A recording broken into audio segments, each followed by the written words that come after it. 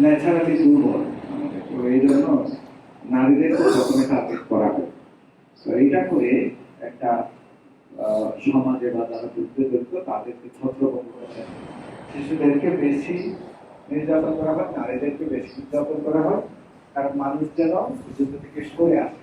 খেয়ে না খেয়ে আমরা অত্যন্ত আরামায়েশে জীবনযাপন করার যে একটা ব্যবস্থা করে দিয়েছেন, তাদের প্রতি যদি আমরা যদি শুকরিয়া আদায় না করি, তারা যে আজকে আমাদের কাছ থেকে চলে গিয়েছেন কবরের জগতে, সূরা ফাতিহা মুসলমান হিসেবে সূরা ইখলাস দুরূদ শরীফ তারা আমাদের তোমার মুহতাজ হিসেবে আছে। আলিহি ওয়া সাহবিহি ওয়া যুররিয়াতিহি ওয়া আহলি বাইতিহি ওয়া ইসসাতি আজমাইন।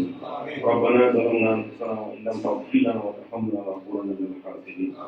اللهم اغفر لي ولوالدي ولمن تولد والاستاذ والشيخ ولجميع المؤمنين والمؤمنات والمسلمين والمسلمات رب ارحمهما